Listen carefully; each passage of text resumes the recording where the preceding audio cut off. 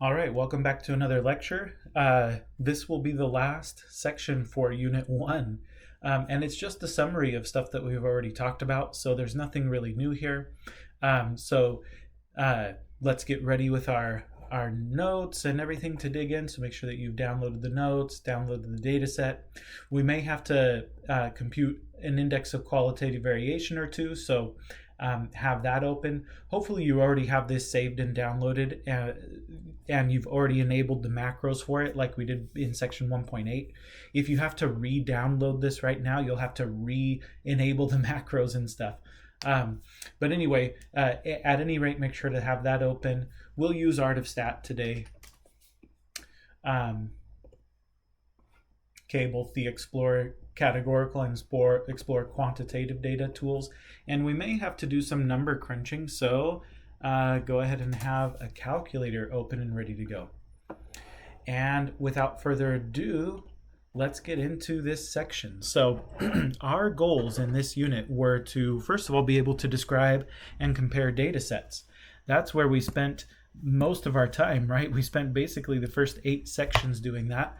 And then the other thing we wanted to be able to do is describe and compare individuals within a data set. And so we'll review that as well, but that was basically section 1.9.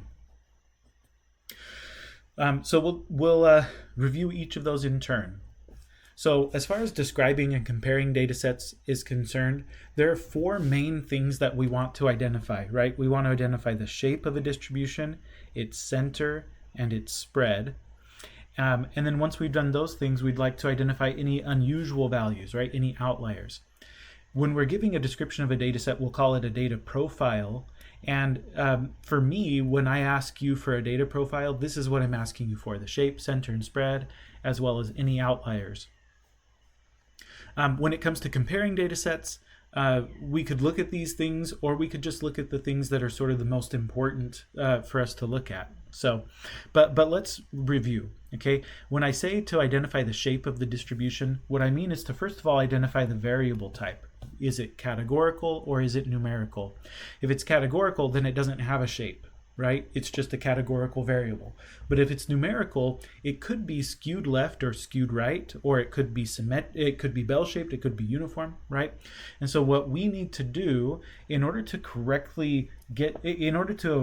use the correct measure of center and spread, what we need to do is determine if the shape is symmetric or skewed. We need to know if it's a symmetric distribution, like a bell-shaped or uniform, or a skewed distribution. And we'll do that by creating a histogram, okay?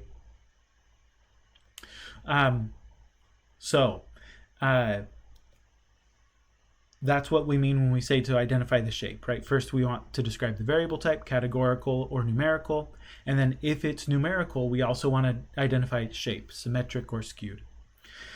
Doing that allows us to use the correct measure of center and spread, as we said a second ago, and we have several measures of center and spread that we could use. I think the easiest way to kind of see a summary of that is to look at the table down at the bottom of the notes, okay? Because if we have a numerical and symmetric data set, then we're going to use the mean and the standard deviation.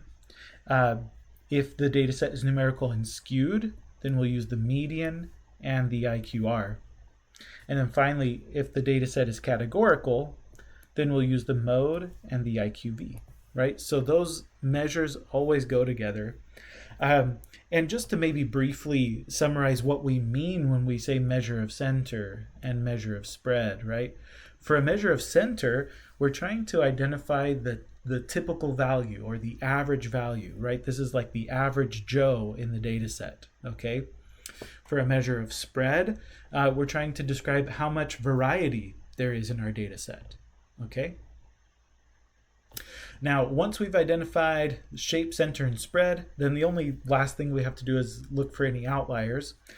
If you have categorical data, then we didn't really cover a quantifiable way to identify outliers. It's going to be somewhat subjective, okay? But basically what we would do for categorical data, and as far as outliers is concerned, is we would just look at all of the categories, and if any category has a much smaller proportion than the other categories in the data set, we would take note of that and we would call it an outlier. For numerical data, on the other hand, that numerical data is much easier because we do have a straightforward way of determining when we have outliers, and it is to compute the fences. Now, you don't necessarily have to compute the fences. If all you're asked to do is identify whether or not there are outliers, you could just make a boxplot in Art of Stat, and the boxplot is going to show outliers as dots that fall outside of the whiskers. Okay? But if for whatever reason you were asked to compute the fences, then you would have to use these formulas to do that. Okay. And then again, the idea is anything smaller than the lower fence or anything larger than the upper fence is an outlier. Okay. With that in mind, let's do some data profiles. So part 1 asks us to provide a data profile for each of the data sets. So part A, it says the data below represent the majors of 30 students in a calculus class, and our task is to create a data profile for this. So go ahead and give the video a pause and give this a try on your own. Here's my solution, right? I would say for a data profile, the first thing we want to do is identify the shape of the distribution, which really means, first of all, identifying the type of variable we have. Now, in this case, the variable is major, right? Your college major. And the answers to that are not numbers, as you can see, right? The answers to that are categories. So this is a categorical variable. Since it's categorical, it doesn't have any inherent shape. We can make a bar graph, but we can rearrange the bars in any order we want. So there's no inherent shape to this. It's just a categorical variable. Since it's a categorical variable, the measure of center that we should use is the mode, and the measure of spread we should use is the IQV. Okay, so let's head over to Art of Stat to figure out what those things are. The nice thing is that Art of Stat will also, so I want to open up the Explore Categorical Data tool, right? But the nice thing about Art of Stat is that it'll also give us a bar chart, which isn't totally necessary, but it's nice to have a good visual. We want to do our own. Okay, we have individual observations, and I'm just going to go ahead and copy and paste. So there you go. Nice bar chart. It gives us a frequency table. It lists the relative frequencies and the percentages. So this is beautiful. Very easy to see from this that the mode is economics. Okay, not 13, right? 13 is just the number of times, the number of economics majors, but the mode itself is economics. Okay, let's write that down.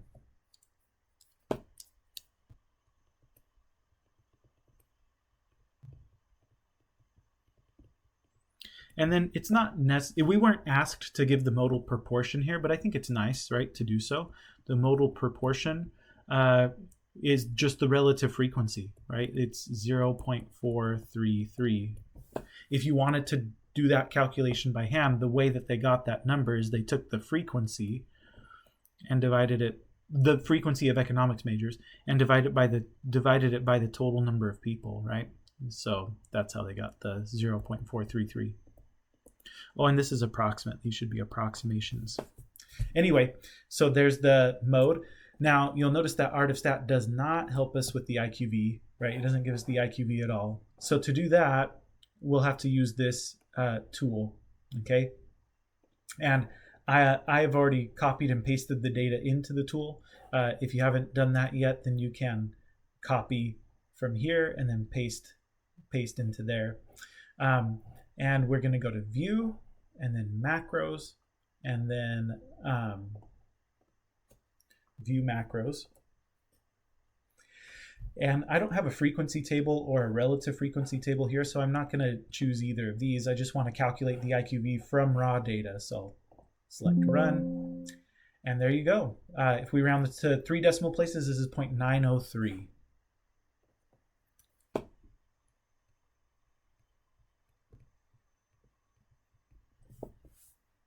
Okay, so we've got the shape, center, and spread. The only thing we have left to talk about are any outliers. Since this is a categorical data, we don't have like a very strict way of determining if something is an outlier. But what we can do is look at that bar graph and the frequency table, and we can determine if there was any category that had significantly fewer, a significantly lower frequency or proportion than any of the others. In this case, the smallest one was math majors. There were only 2 of those. But there were only 30 people in the data set to begin with, right? 2 out of 30 is still, almost 7%. So I wouldn't consider that to be super unusual. I would say there are no outliers here. Now, if you had, let's say, 300 people in the class, let's say it was a large lecture class or something, and there were 300 students in it, and out of 300 students, if there were only 2 math majors, then that would be unusual, right? We might call that an outlier. When it's 2 out of 300, that's kind of unusual, okay? But when it's 2 out of 30, that's not very unusual at all. I would not call this an outlier. So I would say this data set has no outliers.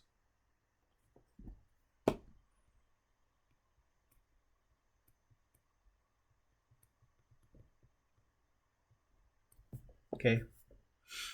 So that's part A. Let's look at part B. A test was administered to a sample of 30 students. The scores are shown below. Go ahead and give the video a pause and see if you can give a good data profile for this data set. Here's my solution. Again, we want to identify, first of all, the shape,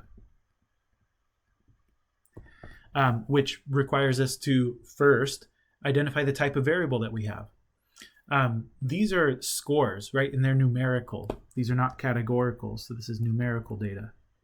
That means that we are going to have an inherent shape to this, and to determine what shape this distribution has, we have to create a histogram. So let's go back over to Art of Stat and open up the Explore Quantitative Data tool.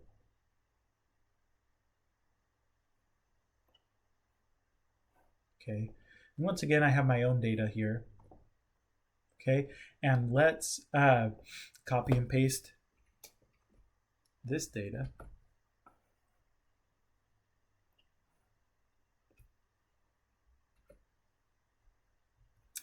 And there you go. It gives us a histogram. This isn't the best looking histogram in my opinion. I feel like there are too many gaps here. But we could get rid of those maybe by making the bin width a little bigger or something. Anyway, but the box plot, oh man, that's like almost perfectly symmetric, right? In fact, the histogram is as well. Like I would say that's a pretty darn symmetric distribution. So I would call this numerical and symmetric.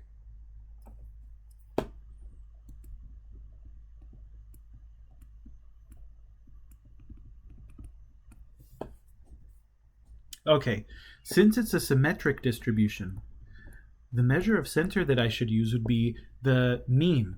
Now, is this a sample or a population, right? Because if it's a population, then the correct symbol is mu for the mean, right? But if it's a sample, then the correct symbol is x bar. Well, we were told that the test was administered to a sample of 30 students, so we're going to use the symbol for the sample mean, x bar. And for spread, similar thing, right? We have a sample of students, so we'll use the sample standard deviation. Because this is a symmetric distribution, we use the standard deviation. Art of Stat has already computed those things for us, right? We've got the mean here and the standard deviation here. Let's round these to 1 decimal place. So we'll say 50.5 and 21.0.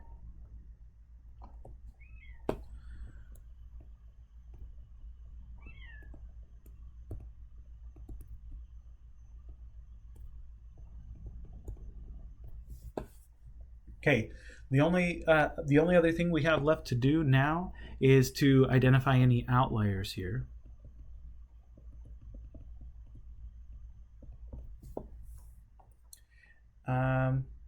And the box plot doesn't show any, so we're going to say none.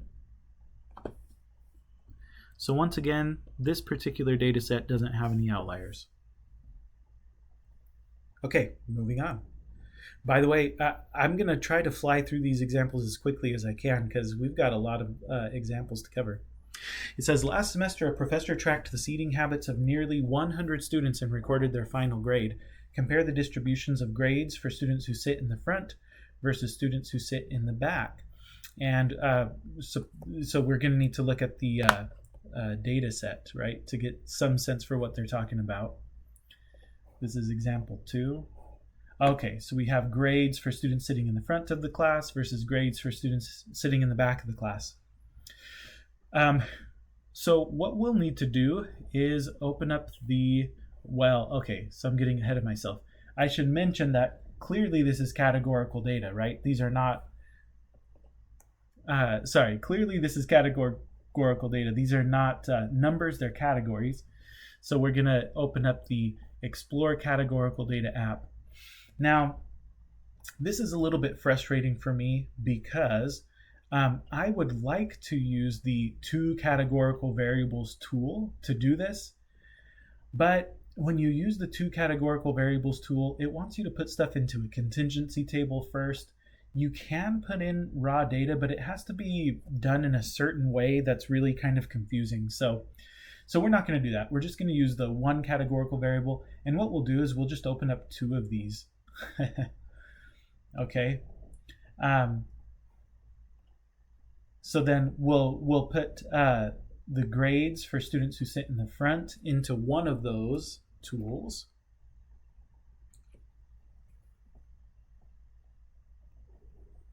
So this we'll call front. Wait, let me do my own. Okay, front. And Control V to paste. And you'll notice that the bars are kind of in a strange order, A minus and then B, and then A is way over here. So we can rearrange these. Let's sort the bars. I think A should come first, and then A minus, then B plus, B, B minus, C plus, and C. And then it puts it in nice order. Okay, let's do the same thing with the students sitting in the back.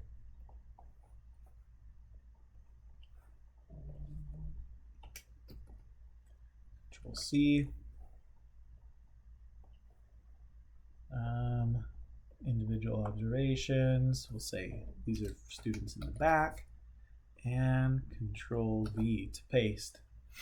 And once again, we'll need to sort those bars so it makes a little bit more sense. A minus, B plus, B minus, C plus, and C. Okay, so this is very interesting, right? I think we can glean a lot of information just from comparing these bar charts, right? For students who sit in the front, we can see that, well, there are a lot of those students who are getting pretty high grades, and only a few of them are getting low grades. Whereas for students who sit in the back, it's just the opposite, right? Very few of them are getting the higher grades, and a lot of them are getting the lower grades. So the instructions here were somewhat vague. It just says compare the distributions of grades. Well, I would say based on that visual, that students who sit in the front tend to do better than students who sit in the back, right? They tend to get higher grades. Students who sit in the front tend to get higher grades. You could look at the modes, I suppose, right? Since this is categorical data, the best measure of center is the mode. And for students who sit in the front, the mode is A minus and B plus, right? Those are tied for first place. So the mode is A minus B plus. Whereas for students who sit in the back, the mode is a B minus, right? So again, that's another indication that students who sit in the front tend to do better than students who sit in the back. Okay, so that's what we would say. I might give the mode, right? So for the students in the front,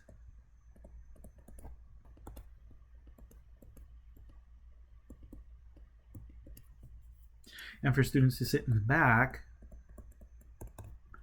the mode was B minus. But even more importantly than that, again, just looking at the way that these distributions compare and contrast, we can clearly see that students who sit in the front tend to do better, right? They tend to get higher grades.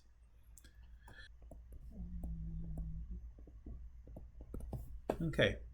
We weren't asked to give a data profile for each of these data sets. We could do that. We could calculate IQVs and so forth, but I think this is good enough to kind of answer the question, right? This is how the distributions compare. Let's look at the next one. 50 women and 50 men were asked at what age they thought they would retire. And again, we're asked to compare the distributions. Okay.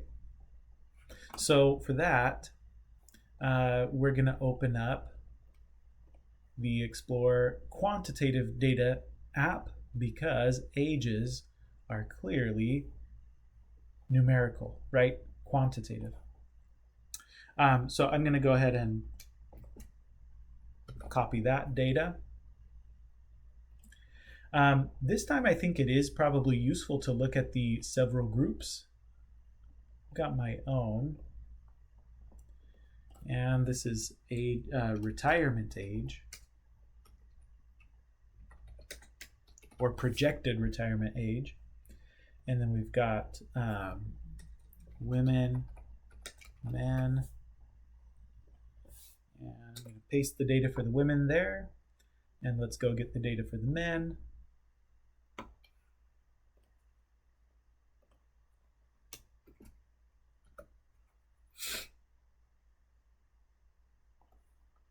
And we can paste the data in for the men. And then Artistat does this really nice thing where it creates this nice side-by-side bar graph or box plot for us. It also creates, we can have it do histograms instead. And this is a really interesting thing. It's really interesting. What I notice right off the bat is that men have a lot more spread. We have some men out here who think that they're going to retire before they even get to be 30 years old. Which I guess I shouldn't laugh. Maybe some of them are able to achieve it. And then we have some men who, whoa, they think they're going to live a very long time. Anyway, so men are much more spread out. Women are much more bunched up. I think that's reflected in the standard deviations here, right? Look at how much larger the standard deviation for men is than for women. Same with the IQR, right? Much larger IQR for men than for women. Speaking of which, in order to know which measures of center and spread are the best to compare, we have to identify the shapes of the distribution, because if there's any skew in the distributions, then we've got to compare medians and IQRs rather than means and standard deviations. So yeah, with that in mind, I would say women are maybe slightly skewed left, men also. I think there's a little bit of skewness in this data, but maybe more concerning is the presence of these outliers as well. So I would say due to those reasons, and actually the Boxplot makes it very clear that, yeah, men are kind of skewed left. So due to those reasons, I would say better to compare medians and IQRs in this case. And what's interesting is that the medians are exactly the same, right? So the median age at which men and women think they're going to retire is the same, but men have a lot more variety in the ages that they think they're going to be when they retire. So that's all of those things I think are worth writing down. So let's do so. So I would say, as far as the shape is concerned, these are numerical. Slightly skewed.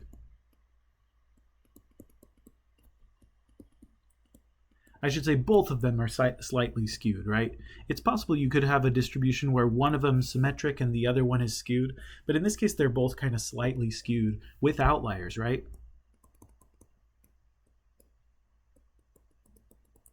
And so for that reason, when we go to compare the centers, we're going to compare medians, right? So the median, maybe I should do it like this. So we'll say, let's start with women. So for the women, the median was 65. And for men, the median was also 65. For the spread, for women, the IQR was 10, whereas for men, the IQR was 15. Okay, so what do we get from all that? We would say men and women project the same average retirement age, but women are more consistent about the age at which they say they will retire. All right, Let's look at another one. So this time we just have a frequency table given to us. We don't have the raw data. It says identify each of the following data sets as categorical or numerical. If numerical, decide whether they're symmetric or skewed. And then determine, but do not calculate, the best measure of central tendency and dispersion for the data set. Part A, we've got a group of students recorded the colors of cars in a parking lot. The results are shown below. So imagine that this is not the raw data, right? This is a frequency distribution. But imagine that you did have the raw data, okay? The raw data would be a list of car colors. Clearly that's not numerical, right? That's categorical. So this is a categorical data set.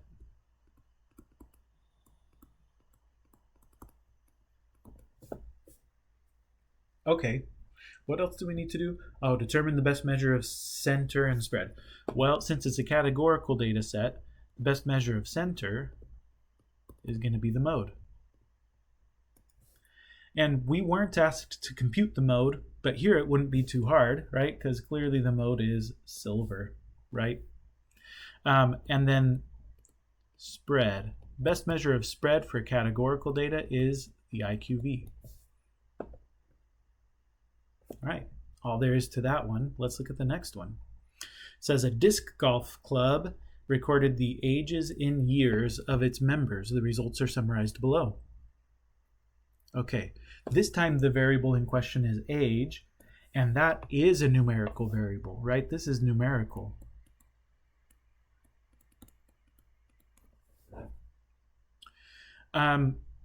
Since it's numerical, we need to decide if this is going to be skewed left or skewed right.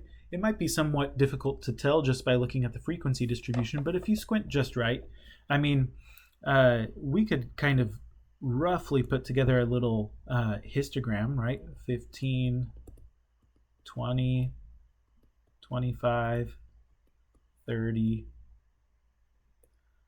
35, 40. And we've just got one 15 to 20-year-old, we've got two 20 to 25-year-olds, and then we've got like 8 25 to 30-year-olds, 9 30 to 35-year-olds, and 7. So that looks skewed left, right? So this is numerical, skewed left.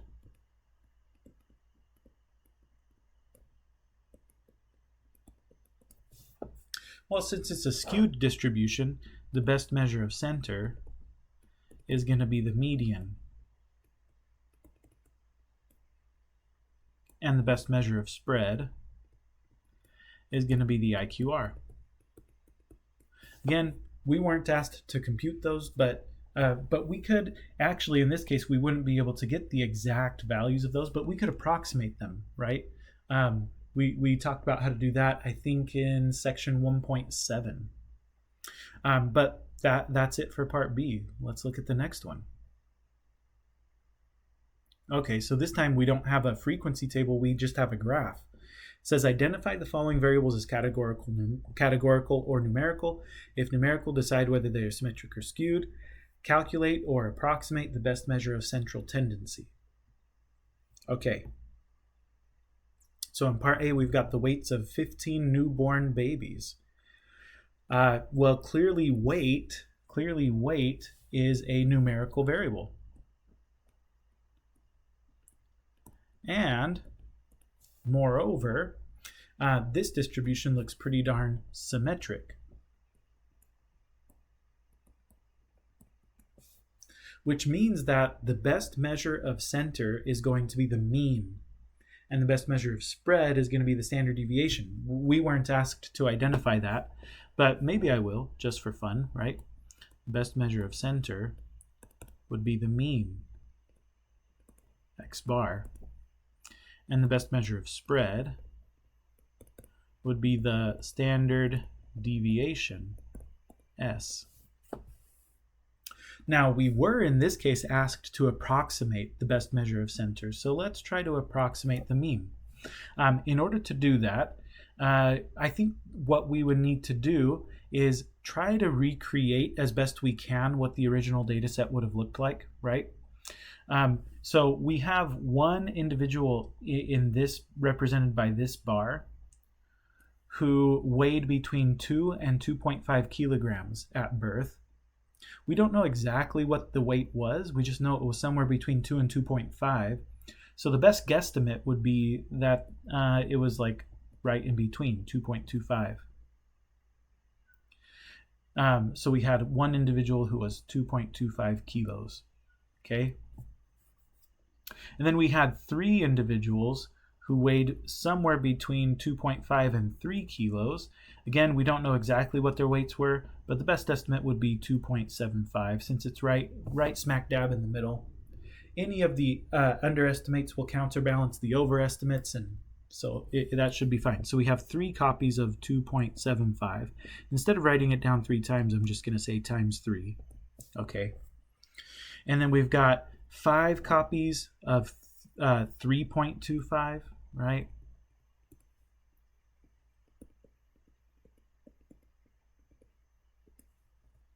And then we've got 4 copies of 3.75. Again, these are just approximations. And then 2 copies of 4.25.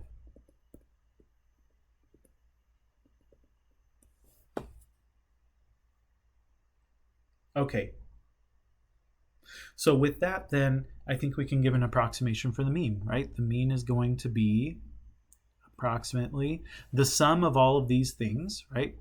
2.25 times 1, if you like, plus 2.75 times 3, plus 3.25 times 5, plus 3.75 times 4, plus 4.25 times 2, divided by the number of individuals in the data set, which we already know is 15, okay, because we were told there were 15 newborn babies, but it should also be the case that 15 is what these numbers, right, add up to be, 4 and 2. So 1 plus 3 plus 5 plus 4 plus 2. Let's punch that into Desmos and see what we get. Okay, so give yourself a little fraction bar, 2.25 times 1, plus 2.75 times 3, plus 3.25 times 5, plus 3.75 times 4, plus 4.25 times 2, and then arrow down, and we can do 1 plus 3, 1 plus 3 plus 5 plus 4 plus 2. Okay. And if I got all that in correctly, then the mean is approximately 3.35.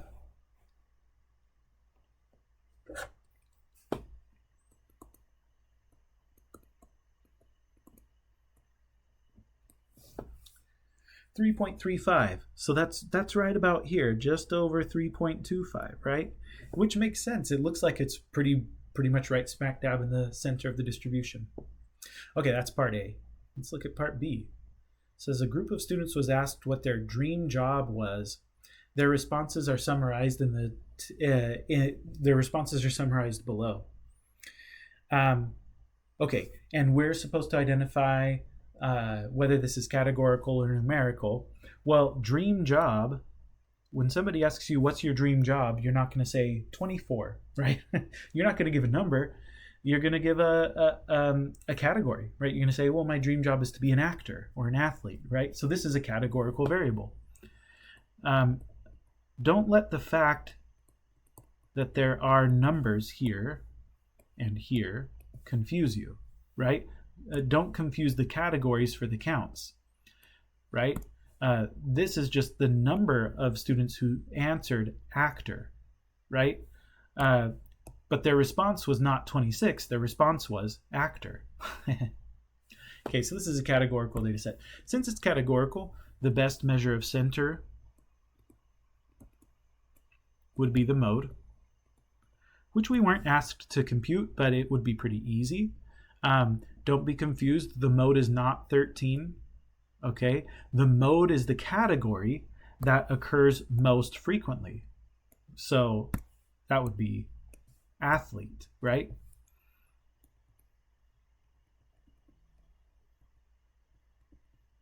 Okay. And that's all there is to that one. The best measure of spread would be the IQV, but we weren't asked to compute it, so I'm not going to. Okay. Moving on. Number 6 says the graph below represents the number of orders for mango sticky rice ordered from a Thai restaurant on different days over the course of 70 days. We're asked, is this categorical or numerical in part A? If numerical, describe the shape.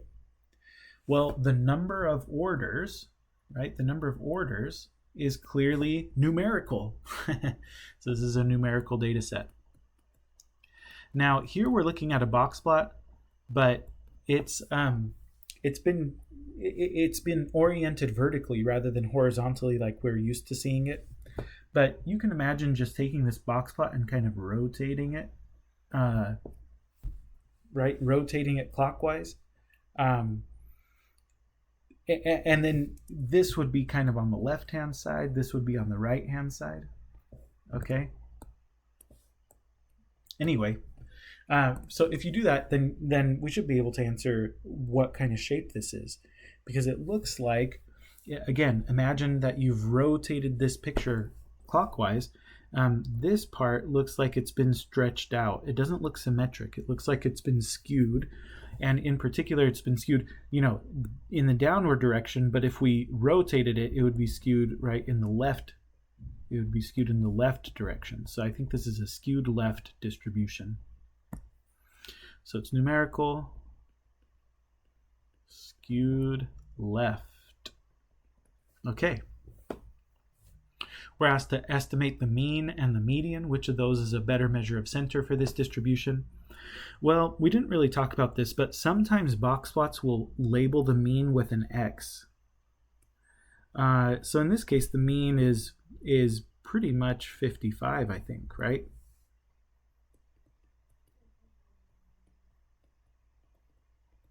The median we did definitely talk about. The median is going to be the center line in the box, right? Which is this line right here. And I would say like 55 is here, 65 is here, so 60 is right in the middle. So this is something somewhat less than that. So maybe it's like 58 or something. Again, this is just an estimate, so it's just our best attempt to give a little guess there. Which of those is a better measure of center? Median is the better measure, since this distribution is skewed. If it had been a symmetric distribution, then the mean would have been the better measure of center. Okay? Part C asks us to estimate the IQR. Well, the IQR is Q3 minus Q1.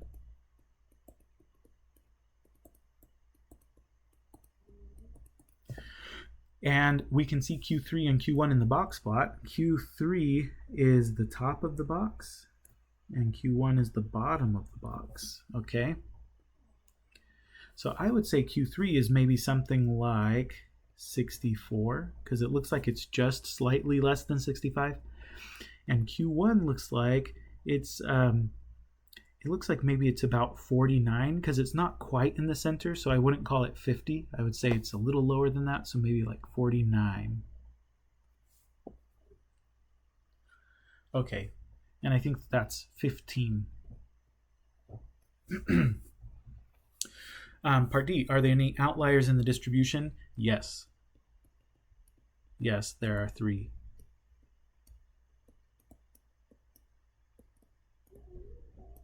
Okay, and there they are.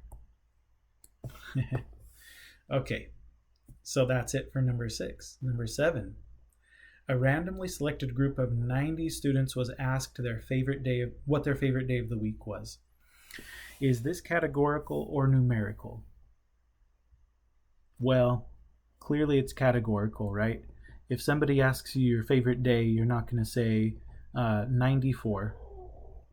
You're going to say Monday or Saturday or whatever. It's not numerical, so we don't need to describe the shape. Part B says to calculate the mode and the modal proportion. Well, the mode would be the answer that occurred most frequently, right? Which is Saturday. As for the modal proportion, p hat, well, that would be the frequency of times that people answered Saturday divided by the total number of responses. We were told that there were 90 students, so it should be 27 out of 90, which, let's see. So 27 out of 90 is exactly 0.3. So there's the modal proportion. Part C says calculate the sample proportions of any outliers in the data set. And it has outliers in scare quotes because we didn't technically talk about like a strict way of determining what an outlier would be for a categorical variable. But I would point out here that since there were 90 responses and only one person said Monday, that Monday is we could consider that to be an outlier in this case, right? So Monday seems like an outlier. The proportion of people who said Monday was just 1 out of 90. If you punch that into your calculator, you get approximately 0.011. Okay, so in other words, if you compare parts B and C, right, a full 30% of people said Saturday was their favorite day, right? Whereas only 1% of people said that Monday was their favorite day. So yeah, so I would say Monday's an outlier in that sense.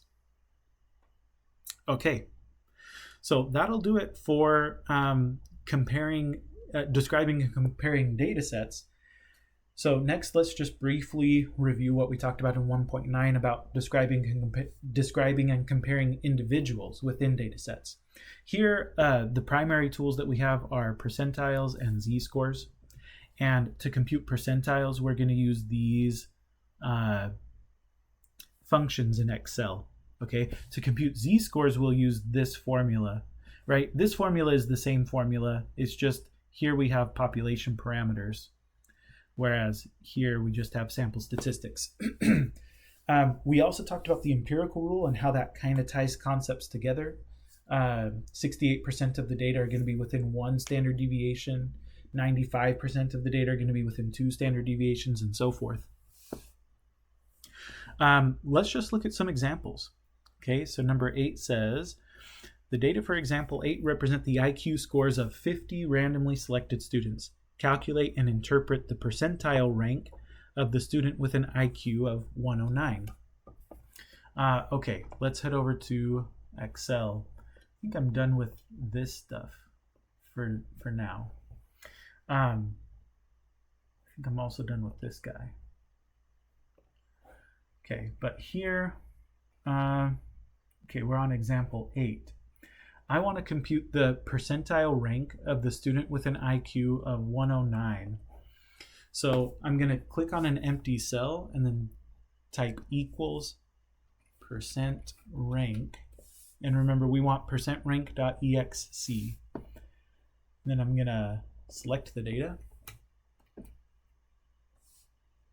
and then say comma. And then I want to put in the value that I want the percentile rank of. So in this case, it was a student with an IQ of 109. So it looks like the student with an IQ of 109 is at the 82nd percentile. Okay, let's write that down. So we used equals percentrank.exe. We selected the data, and then we put in the value, and we got 0.823. So what we would say is P sub 82, right, the 82nd percentile is 109. Okay, but really, this is our answer, right? 82nd percentile, right? The student is at the 82nd percentile. Okay. Part B says, calculate the sample mean and standard deviation of the data, then calculate and interpret the z-score for the student with an IQ of 109. Okay, so I may have closed out Art of Stat too soon because we've got to do some means and standard deviations. So let me open that up again. We want to open up the Explore Quantitative Data app. And we'll do our own. We have our own data. So let me copy and paste this.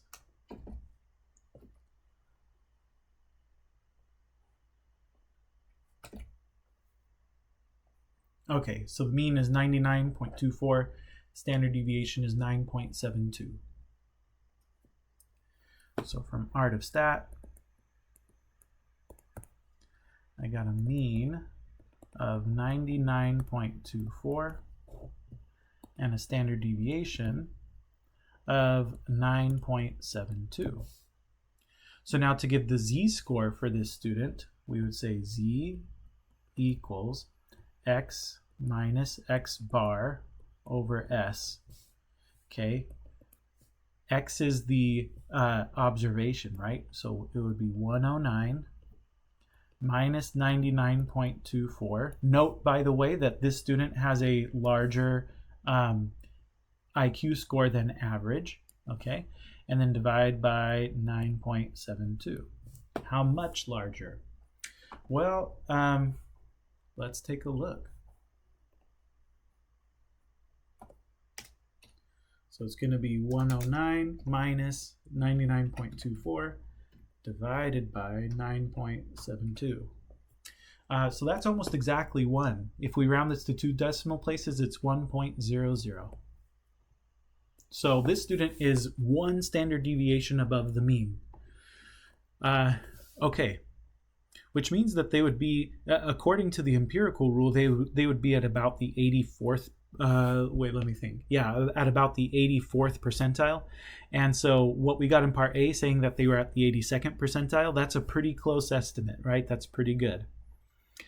Okay. 60 students were given a test. Half of them, group A, took a practice test before taking the real test, and the other half did not. Let this be a lesson to you. Okay, their results are listed in the data for 1.10 spreadsheet. Use percentile ranks to determine who did relatively better. A student from group A who scored a 71, or a student from group B who scored a 68. Okay, very well.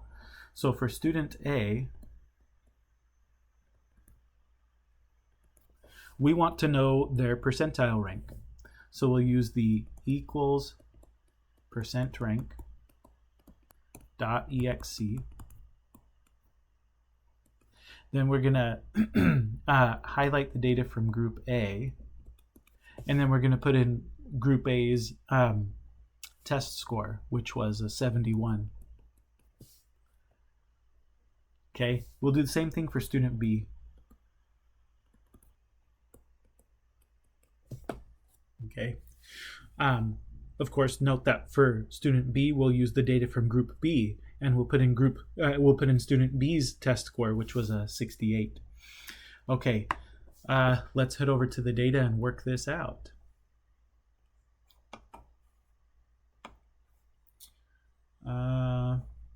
Oh, this is example 9. Okay, good. So for student A, we'll say equals percent rank .exe, highlight the data from group A, and then comma 71. And then for student B, we'll do the same thing, percent rank .exe, highlight the data from group B, and then comma 68. Okay, so student A is at the 42nd percentile, student B is at the 55th percentile.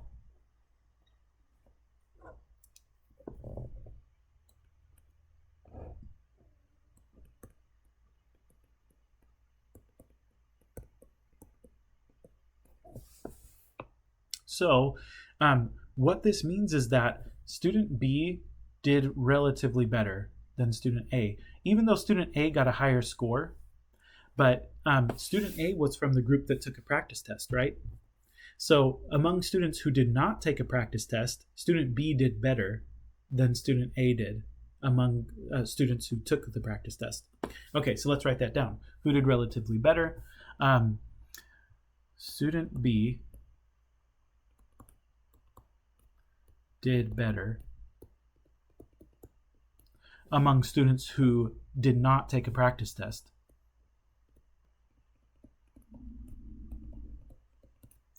Than student A did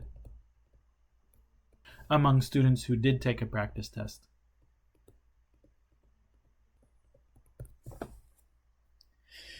And again, I think one of the things that shows is just the power of taking a practice test, right? Because a 71 was a worse score than a 68 for someone who had taken a practice test, right? So anyway, moving on. Last example.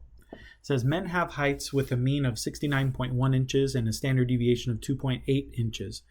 Women have heights with a mean of 63.6 inches and a standard deviation of 2.5 inches. Which group has more height variety, men or women? And then just to kind of look forward, part B asks, if Michael Jordan is 76 inches and Tamika Catchings is 75 inches, who is taller relative to their sex?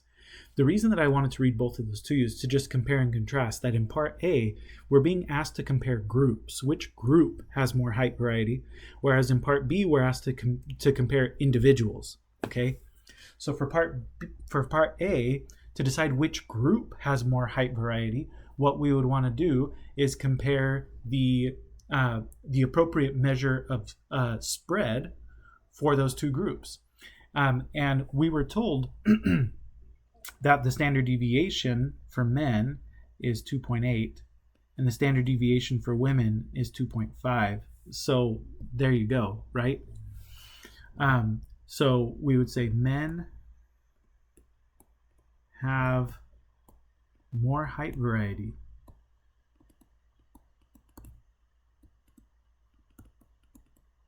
Okay, because their standard deviation, and actually this is a population standard deviation, so their standard deviation is 2.8. So men have more height variety than women,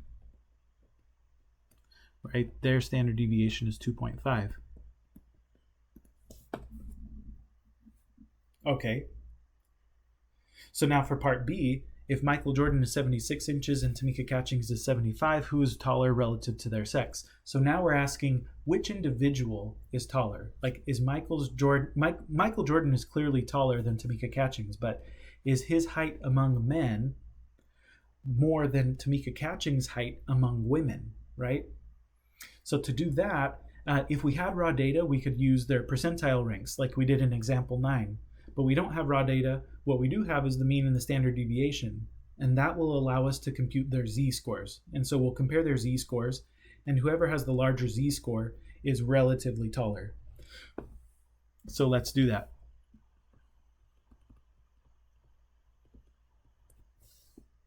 So for Michael Jordan, right, his z-score is going to be his height, x, minus the average height for men, mu, divided by the standard deviation height for men, sigma. That's going to be 76 minus average height for men, 69.1,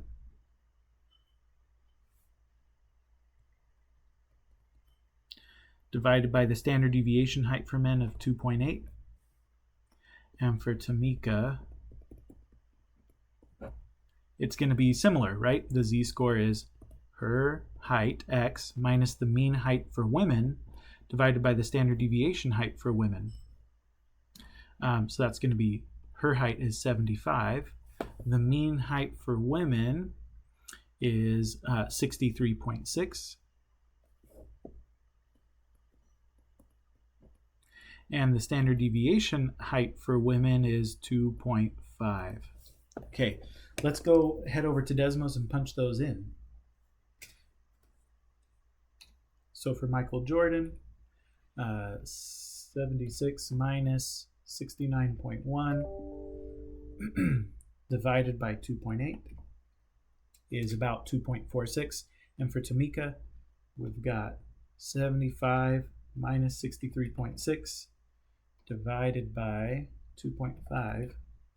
And that comes out to exactly 4.56. Interesting. Okay.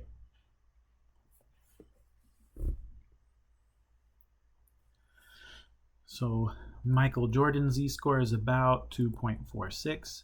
Tamika Catching's z-score is exactly 4.56.